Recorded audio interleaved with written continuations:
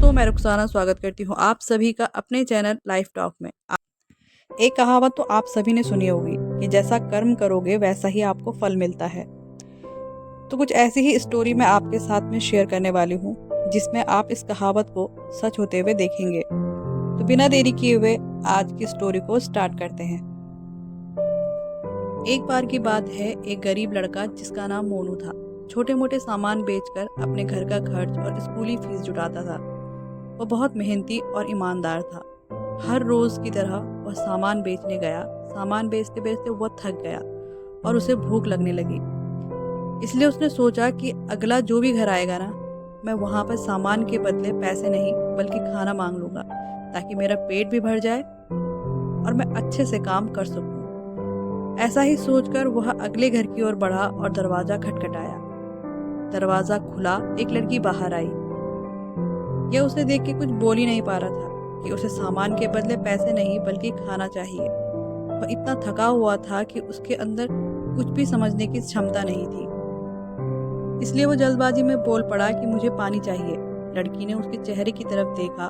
वह काफी थका हुआ और परेशान लग रहा था। वो समझ गई थी कि इसे बहुत जोरों की भूख लगी है, इसलिए वह बिना बोले ही पानी के साथ साथ खाना भी ले आई। लड़के ने खाना लिया और खाने लगा। खाना खाने के बाद उसने उस लड़की से कहा, आपने मुझे खाना दिया उसके लिए आपका बहुत बहुत धन्यवाद। उसके बदले आप मेरे सामान में से जो चाहे ले सकती हैं। लड़की बोली, मुझे आपके सामान में से कुछ नहीं चाहिए। मैं आपकी हालत देखकर समझ गई थी कि आप काफी थके हुए हैं और परेशान लग रहे हो, इसलिए मैं आपके लिए पानी के साथ साथ खाना भी ले आई। मेरी माँ हमेशा कहती थी कि अच्छे कर्म करते रहना चाहिए, ईश्वर की भी यही इच्छा होती है। ऐसा कहकर लड़की ने दरवाजा बंद कर लिया। लड़का ने उसे धन्यवाद कहा और अपने घर की ओर चल दिया।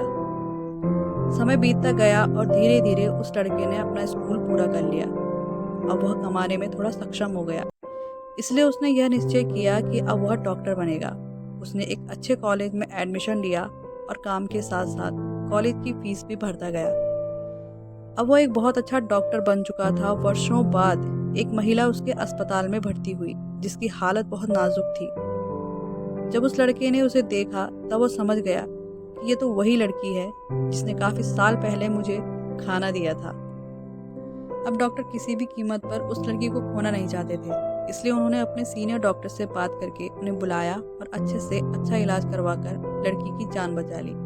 लड़की के परिवार वालों के पास इतने पैसे नहीं थे कि वह अच्छा से अच्छा इलाज करवा पाए, लेकिन डॉक्टर ने अपने पैसे से ही उस लड़की का इलाज करवाया। डॉक्टर ने एक लिफाफे में बिल के साथ साथ एक चिट्ठी भी लिखकर डाल दी और उसे उस लड़की तक पहुंचा दिया। जब उस लड़की ने लिफाफा खोला तब उसने पाया कि उसका बिल तो पहले ही भरा जा चुका है। यह देखकर उसे आश्चर्य हुआ, आखिर मेरा बिल भरा किसने। उसके बाद उसी लिफाफे में पड़ी चिट्ठी को खोला, जिसमें लिखा था कि आपका बिल अभी नहीं भरा गया है, यह तो आपने बहुत साल पहले ही भर दिया था, एक लड़के को पानी और भोजन देकर। यह बात आपको आज पता चली है।